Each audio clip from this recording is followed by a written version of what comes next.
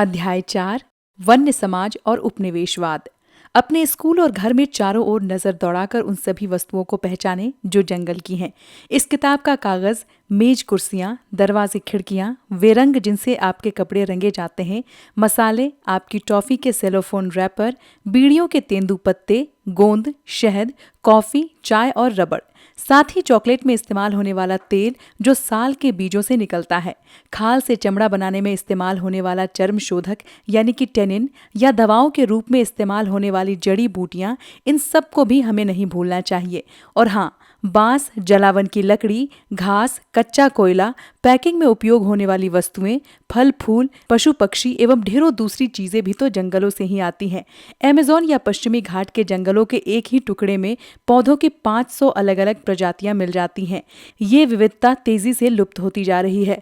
औद्योगिकरण के दौर में सन 1700 से 1995 के बीच 139 लाख वर्ग किलोमीटर जंगल यानी दुनिया के कुल क्षेत्रफल का 9.3% भाग औद्योगिक इस्तेमाल, खेतीबाड़ी, चारागाहों और ईंधन की लकड़ियों के लिए साफ कर दिया गया। वनों का विनाश क्यों? वनों के लुप्त होने को सामान्यतः वन विनाश कहते हैं। वन विनाश कोई नई समस्या नहीं है। वैसे तो ये प्रक्रिया कई सदियों से चली आ रही थी, लेकिन औपनिवेशिक शासन के दौरान इसने कहीं अधिक व्यवस्थित और व्यापक रूप ग्रहण कर लिया। आइए भारत में वन विनाश के कुछ कारणों पर गौर करें।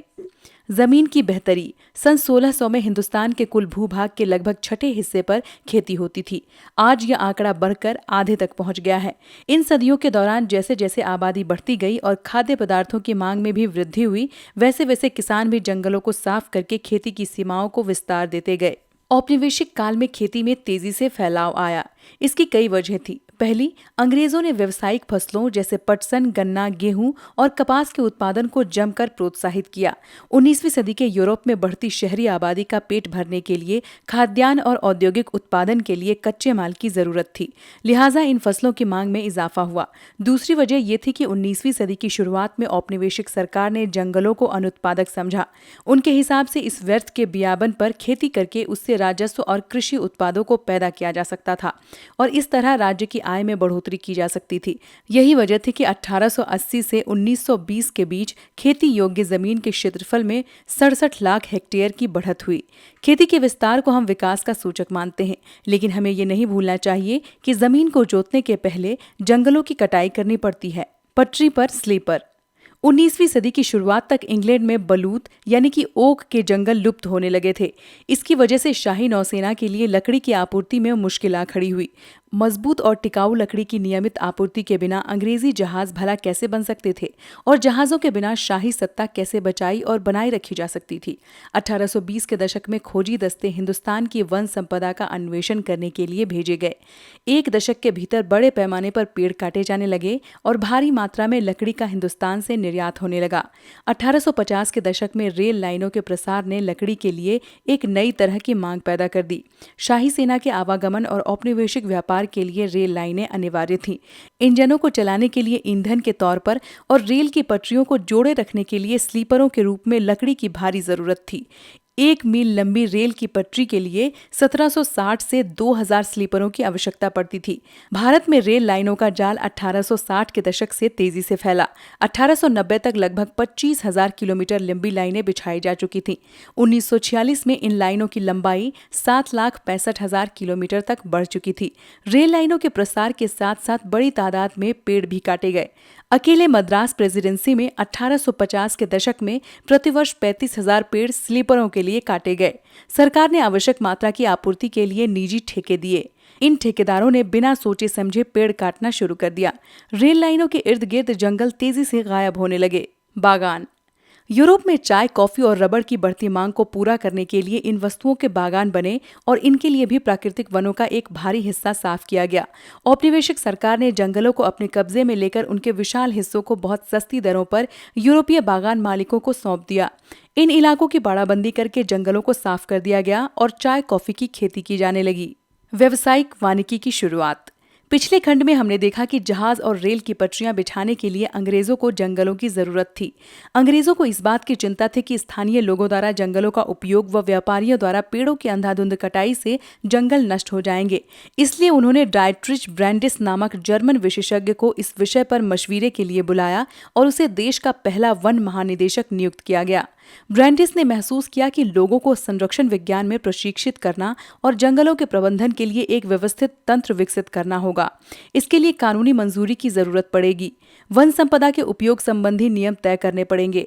पेड़ों की कटाई और पशुओं को चराने जैसी गतिविधियों पर पाबंदी लगाकर ही जंगलों को लकड़ी उत्पादन के लिए आरक्षित किया जा सकेगा। इस तंत्र की अवमानना करके पेड़ काटने वाले किसी भी व्यक्ति को सजा का भागी बनना होगा। इस तरह ब्रैंडिस ने 1864 में भारतीय वन सेवा की स्थापना की और 1865 के भारतीय वन अधिनियम को सूत्रबद्ध करने में सहयोग दिया। इंपीरियल फॉरेस्ट रिसर्च इंस्टीट्यूट की स्थापना 1906 में देहरादून में हुई। यहाँ जिस पद्धति की शिक्षा दी जाती थी उसे वैज्ञानिक वानिकी यानी कि साइंटिफिक फॉरेस्ट्री कहा गया। लेकिन आज पारिस्थितिकी विशेषज्ञों सहित ज्यादातर लोग मानते हैं कि ये पद्धति कतई वैज्ञानिक नहीं है। वैज्ञानिक वानिकी के नाम पर विविध प्रजाति वाले प्राकृतिक वनों को काट डाला गया। इनकी जगह सीधी पंक्ति में एक ही किस्म के पेड़ लगा दिए गए। इसे बागान कहा जाता है।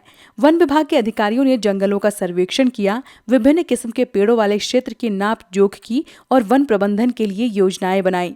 उन्होंने ये भी तय किया कि बागान का कितना क्षेत्र प्रतिवर्ष काटा जाएगा।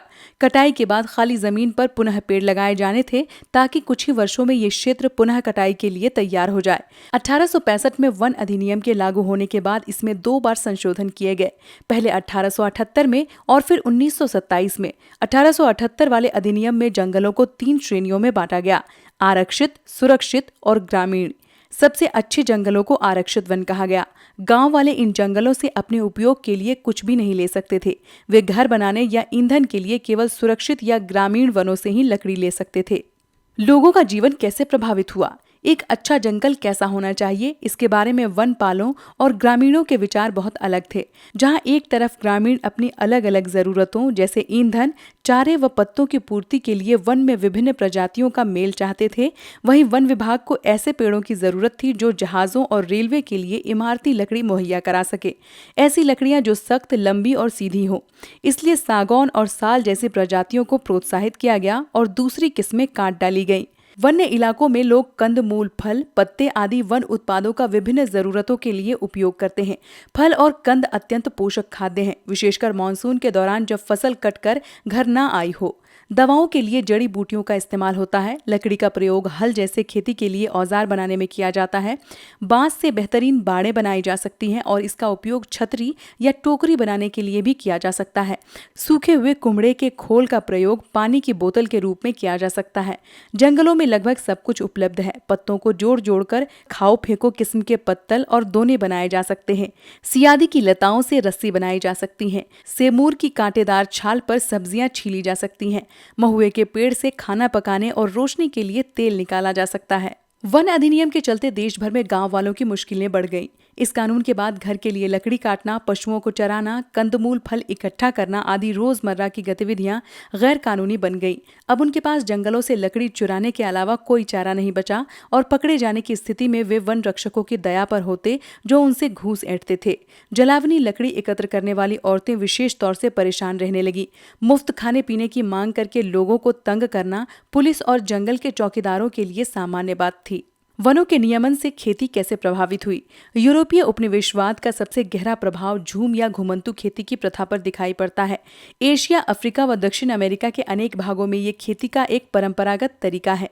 इसके कई स्थानीय नाम हैं, जैसे दक्षिण पूर्व एशिया में लादिंग, मध्य अमेरिका में मिल्पा, अफ्रीका में चितमेन या तावी व श्रीलंका में चेना। हिंदुस्तान में घुमंतू खेती के लिए धया, पेंदा, बेवर, नेवड़, झूम, पोडू, खंदाद और कुमरी ऐसे ही कुछ स्थानीय नाम हैं। घुमंतू कृषि के लिए जंगल के कुछ भागों को बारी बारी से काटा और जलाया जाता है। मॉनसून की पहली बारिश के बाद इस राख में बीज बो दिए जाते हैं और अक्टूबर-नवंबर में फसल काटी जाती है। इन खेतों पर 2-1 साल खेती करने के बाद इन्हें 12 से 18 साल तक के लिए परती छोड़ दिया जाता है, जिससे वहां फिर से जंगल पनप जाए। इन भूखंडों में मिश्रित फसलें उगाई जाती हैं, जैसे मध्य भारत और अफ्रीका में ज्वार बाजरा, ब्राजील में कसावा और लैटिन अमेरिका के अन्य भागों में मक्का और फलियां। यूरोपीय वन रक्षकों की नज़र में ये तरीका जंगलों के लिए नुकसानदेह था। उन्होंने महसूस किया कि जहां कुछ एक सालों के अंतर पर खेती की जा रही हो, ऐसी जमीन पर रेलवे के लिए इमारती लकड़ी वाले पेड़ नहीं उगाए जा सकते। साथ ही जंगल जलाते समय बाकी बेशकीमती पेड़ों के भी फैलती लपटों की चपेट में आ जाने का खतरा बना रहता है। घुमंतू खेती के कारण सरकार के लिए लगान का हिसाब रखना भी मुश्किल था, इसलिए सरकार ने घुमंतू खेती पर रोक लगाने का फैसला किया। इसके परिणाम स्वरूप अनेक समुदायों को जंगल में उनके घरों से जबरन विस्थापित कर दिया गया। कुछ को अपना पेशा बदलना पड़ा, तो कुछ ने छोटे बड़े विद्रोहों के जरिए प्रतिरोध किया। शिकार की आजादी किसे थी? जंगल संबंधी नए कानूनों के वनवासियों के जीवन को एक और तरह से प्रभावित किया। वन कानूनों के पहले जंगलों में या उनके आसपास रहने वाले बहुत सारे लोग हिरण, तीतर जैसे छोटे मोटे शिकार करके जीवन यापन करते थे। ये पारंपरिक प्रथा अब गैर कानूनी हो गई। शिकार करते हुए पकड़े जाने वालों को अवैध शिकार के लिए दंडित किया जाने लगा। जहां एक तरफ वन कानूनों ने लोगों को शिकार के परंपरागत अधिकार से वंचित किया, वहीं बड़े जानवरों का आखेट एक खेल बन गया। हिंदुस्तान में बाघों और दूसरे जानवरों का शिकार करना सदियों से दरबारी और नवाबी संस्कृति का हिस्सा रहा था। अनेक मुगल कलाकृतियों में शहजादों और सम्राटों को शिकार का मजा लेते हुए दिखाया गया है, किंतु औपनिवेशिक शासन के दौरान शिकार का चलन इस पैमाने तक बढ़ा कि कई प्रजातियां लगभग पूरी तरह लुप्त हो गईं। अंग्रेजों की नजर में बड़े जानवर जंगली, बर्बर और आदि समाज के प्रतीक चिन्ह थे। उनका मानना था कि खतरनाक जानवरों को मारकर वे हिंदुस्तान को सभ्य बनाएंगे। बाघ, भेड़िए और दूसरे बड़े जानवरों के शिकार पर ये कहकर इनाम दिए गए कि इनसे किसानों को खतरा है। 1875 से 1925 के बीच इनाम के लालच में 80,000 से ज्यादा बाघ, 1,50,000 तेंदुए और 2 लाख भेड़िए मार गिराए गए। धीरे धीरे बाघ के शिकार को एक खेल की ट्रॉफी के रूप में देखा जाने लगा। अकेले जॉर्ज यूल नामक अंग्रेज अफसर ने 400 बाघों को मार डाला था। प्रारंभ में जंगल के कुछ इलाके शिकार के लिए ही आरक्षित थे। काफी समय बाद पर्यावरणविदों और संरक्षणवादियों ने आवाज उठाई कि जानवरों की इन सारी प्रजातियों की सुरक्षा होनी चाहिए, न कि इनको मारा जाना चाहिए। नए व्यापार, नए रोजगार और नई सेवाएं। जंगलों पर वन विभाग का नियंत्रण स्थापित हो जाने से लोगों को कई तरह के नुकसान हुए, लेकिन कुछ लोगों को व्यापार के नए अवसरों का लाभ भी मिला। कई समुदाय अपने परंपरागत पेशे छोड़कर वन उत्पादों का व्यापार करने लगे। महज हिंदुस्तान ही नहीं बल्कि दुनिया भर में भी कुछ ऐसा ही नजारा दिखता है। उदाहरण के लिए 19वीं सदी के मध्य में ऊंची जगहों पर रहकर मैनियोक उगाने वाले ब्राजीली अमेज़न के मुनदुरुकु समुदाय के लोगों ने व्यापारियों को रबड़ की आपूर्ति के लिए जंगल रबड़ के वृक्षों से लेटेक्स एकत्र करना प्रारंभ कर दिया। कालांतर में वे व्यापार के चौकियों की ओर नीचे उतर आए और पूरी तरह व्यापारियों पर निर्भर हो गए। हिंदुस्तान में वन उत्पादों का व्यापार कोई अनोखी बात नहीं थी। मध्यकाल से ही आदिवासी समुदायों द्वारा बंजारा आदि घुमंतू समुदायों के माध्यम से हाथियों और दूसरे सामान जैसे खाल, सींग, रेशम के कोए, हाथी दांत, बांस, मसाले, रेशे, घास, गोंद और राल के व्यापार के सबूत मिलते हैं। लेकिन अंग्रेजों के आने के बाद व्यापार पूरी तरह सरकारी नियंत्रण में चला गया। ब्रिटिश सरकार ने कई बड़ी यूरोपीय व्यापारिक कंपनियों को विशेष इलाकों में वन उत्पादों के व्यापार की इजारेदारी सौंप दी। स्थानीय लोगों द्वारा शिकार करने और पशुओं को चराने पर बंदिशें लगा दी गई। इस प्रक्रिया में मद्रास प्रेसिडेंसी के कोरावा, कराचा व येरुकुला जैसे अनेक चरवाहे और घुमंतू समुदाय अपनी जीविका से हाथ धो बैठे। इनमें से कुछ को अपराधी कबीले कहा जाने लगा और ये सरकार की निगरानी में फैक्ट्रियों, खदानों व बागानों में काम करने को मजबूर हो गए। काम के नए अवसरों का मतलब ये नहीं था कि उनकी जीवन स्थिति में हमेशा ही सुधार हुआ हो। असम के चाय बागानों में काम करने के लिए झारखंड के संथाल और उरांव व छत्तीसगढ़ के गोंड जैसे आदिवासी मर्द व औरतें दोनों की भर्ती की गई। उनकी मजदूरी बहुत कम थी और कार्य परिस्थितियां उतनी ही खराब। उन्हें उनके गांवों से उठाकर भर्ती तो कर लिया गया था, लेकिन उनकी वापसी आसान नहीं थी। वन विद्रोह। हिंदुस्तान और दुनिया भर में वन समुदायों ने अपने ऊपर थोपे गए बदलावों के खिलाफ बगावत की। संथाल परगना में सिद्धू और कानू, छोटा नागपुर में बिरसा मुंडा और आंध्र प्रदेश में अल्लूरी सीताराम राजू को लोक गीतों और कथाओं में अंग्रेजों के खिलाफ उभरे आंदोलनों के नायक के रूप में आज भी याद किया जाता है। अब हम बस्तर रियासत में 1910 में हुए ऐसे ही एक विद्रोह का विस्तार से अध्ययन करेंगे। बस्तर के लोग। बस्तर छत्तीसगढ़ के सबसे दक्षिणी छोर पर आंध्र प्रदेश, ओडिशा व महाराष्ट्र की सीमाओं से लगा हुआ क्षेत्र है। बस्तर का केंद्रीय भाग पठारी है। इस पठार के उत्तर में छत्तीसगढ़ का मैदान और दक्षिण में गोदावरी का मैदान है। इंद्रावती नदी बस्तर के आर पार पूरब से पश्चिम की तरफ बहती है। बस्तर में मरिया और मुरिया गोंड, धुरवा, भतरा, हलबा आदि अनेक आदिवासी समुदाय रहते हैं। अलग अलग जबानें बोलने के बावजूद इनके रीति रिवाज और विश्वास एक जैसे हैं। बस्तर के लोग मानते हैं कि हर एक गांव को उसकी जमीन धरती माँ से मिली है और बदले में वे प्रत्येक खेतीहर त्योहार पर धरती को चढ़ावा चढ़ाते हैं। धरती के अलावा वे नदी, जंगल व पहाड़ों की आत्मा को भी उतना ही मानते हैं। चूंकि हर गांव को अपनी चौहद्दी पता होती है, इसलिए ये लोग उन सीमाओं के भीतर समस्त प्राकृतिक संपदाओं की देखभाल करते हैं। यदि एक गांव के लोग दूसरे गांव के जंगल से थोड़ी लकड़ी लेना चाहते हैं तो इसके बदले में वे एक छोटा शुल्क अदा करते हैं, जिसे देवसारी, दांड या मान कहा जाता है। कुछ गांव अपने जंगल की हिफाजत के लिए चौकीदार रखते हैं, जिन्हें वेतन के रूप में हर घर से थोड़ा थोड़ा अनाज दिया जाता है। हर वर्ष एक बड़ी सभा का आयोजन होता है, जहां एक परगने के गांव के मुखिया जुटते हैं और जंगल सहित तमाम दूसरे अहम मुद्दों पर चर्चा करते हैं। लोगों के भय। औपनिवेशिक सरकार ने 1905 में जब जंगल के 2/3 हिस्से को आरक्षित करने, घुमंतू खेती को रोकने और शिकार व वन्य उत्पादों के संग्रह पर पाबंदी लगाने जैसे प्रस्ताव रखे तो बस्तर के लोग बहुत परेशान हो गए। कुछ गांवों को आरक्षित वनों में इस शर्त पर रहने दिया गया कि वे वन विभाग के लिए पेड़ों की कटाई और ढुलाई का काम मुफ्त करेंगे और जंगलों को आग से बचाए रखेंगे। बाद में इन्हीं गाँव को वन ग्राम कहा जाने लगा। बाकी गाँव के लोग बगैर किसी सूचना या मुआवजे के हटा दिए गए। काफी समय से गाँव वाले जमीन के बढ़े हुए लगान तथा औपनिवेशिक अफसरों के हाथों बेगार व चीजों की निरंतर मांग से त्रस्त थे। इसके बाद भयानक अकाल का दौर आया। पहले 1899 से 1900 में और फिर 1907 से 1908 में वन आरक्षण ने चिंगारी का काम किया। लोगों ने बाजारों में त्योहारों के मौके पर और जहां कहीं भी गांव के मुखिया और पुजारी इकट्ठा होते थे, वहां जमा होकर इन मुद्दों पर चर्चा करना प्रारंभ कर दिया। कांगेर वनों के धुरवा समुदाय के लोग इस मुहिम में सबसे आगे थे, क्योंकि आरक्षण सबसे पहले यही लागू हुआ था। हालांकि कोई एक व्यक्ति इनका नेता नहीं था, लेकिन बहुत सारे लोग नेथानार गांव के गुंडा धूर को इस आंदोलन की एक अहम शख्सियत मानते हैं। हर एक गांव ने इस बगावत के खर्चे में कुछ न कुछ मदद दी। बाजार लूटे गए, अफसरों और व्यापारियों के घर, स्कूल और पुलिस थानों को लूटा व जलाया गया तथा अनाज का पुनर्वितरण किया गया। जिन पर हमले हुए उनमें से ज्यादातर लोग औपनिवेशिक राज्य और इसके दमनकारी कानूनों से किसी न किसी तरह से जुड़े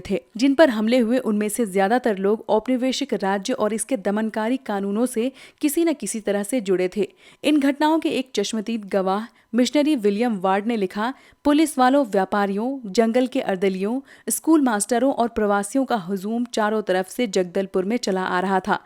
अंग्रेजों ने बगावत को कुचल देने के लिए सैनिक भेजे। आदिवासी नेताओं ने बातचीत करनी चाहिए, लेकिन अंग्रेज फौज उनके तंबुओं को घेर कर उन पर गोलियां चला दी। इसके बाद बगावत में शरीक लोगों पर कोड़े बरसाते और उन्हें सजा देते सैनिक गांव-गांव घूमने लगे।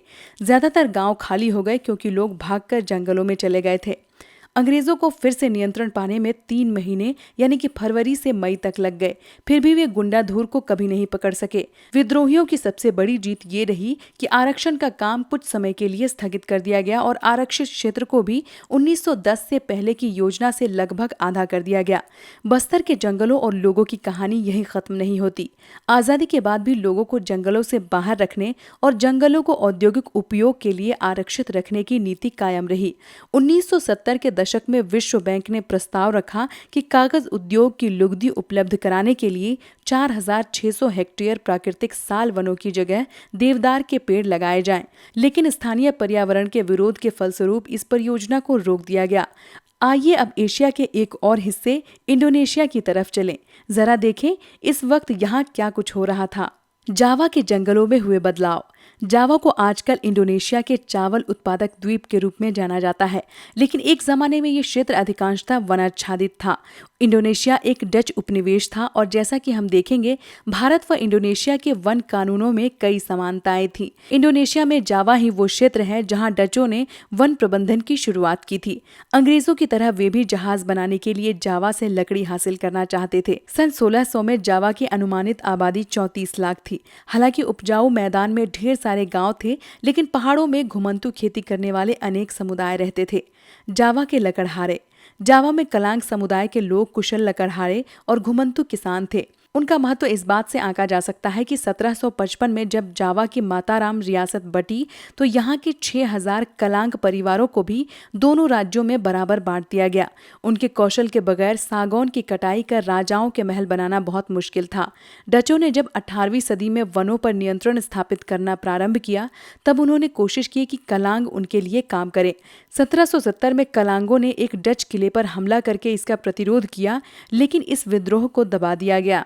डच वैज्ञानिक वानिकी 19वीं सदी में जब लोगों के साथ साथ इलाकों पर भी नियंत्रण स्थापित करना जरूरी लगने लगा तो डच उपनिवेशकों ने जावा में वन कानून लागू कर ग्रामीणों की जंगल तक पहुंच पर बंदिशें थोप दी। इसके बाद नाव या घर बनाने जैसे खास उद्देश्यों के लिए सिर्फ चुने हुए जंगलों से लकड़ी काटी जा सकती थी, और वो भी कड़ी निगरानी में। ग्रामीणों को मवेशी चराने, बिना परमिट लकड़ी ढोने या जंगलों से गुजरने वाली सड़क पर घोड़ा गाड़ी अथवा जानवरों पर चढ़कर आने जाने के लिए दंडित किया जाने लगा। भारत की तरह यहाँ भी जहाज और रेल लाइनों के निर्माण ने वन प्रबंधन और वन सेवाओं को लागू करने की आवश्यकता पैदा कर दी। 1882 में अकेले जावा से ही 2,80,000 स्लीपरों का निर्यात किया गया। जाहिर है कि पेड़ काटने, लट्ठों को ढोने और स्लीपर तैयार करने के लिए श्रम की आवश्यकता थी।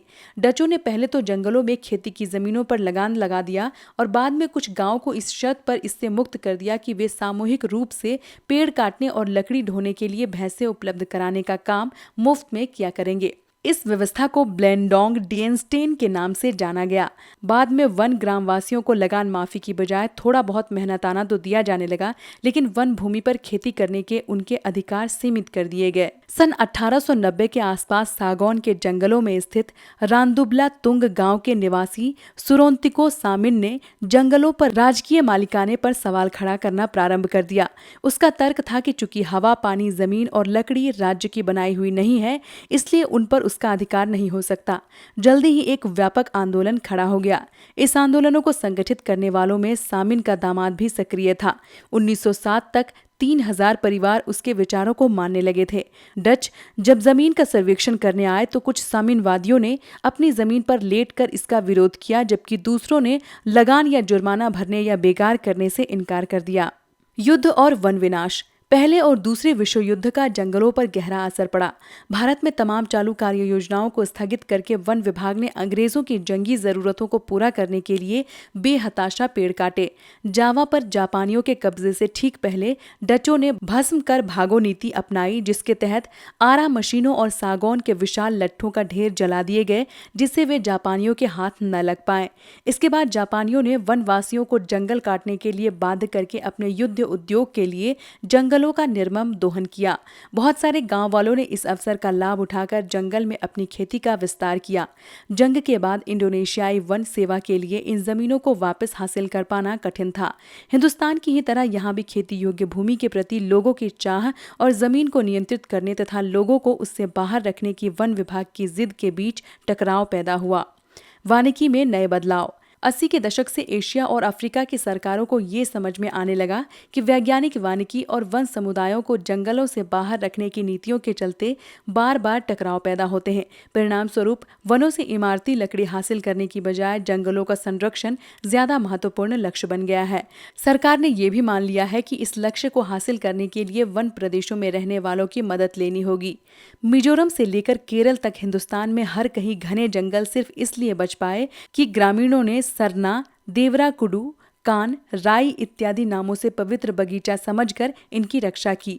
कुछ गांवों में तो वन रक्षकों पर निर्भर रहने की बजाय अपने जंगलों की चौकसी आप ही करते रहे हैं। इसमें हर परिवार बारी बारी से अपना योगदान देता है। स्थानीय वन समुदाय और पर्यावरणविद अब वन प्रबंधन के वैकल्पिक तरीकों के बारे में सोचने लगे हैं।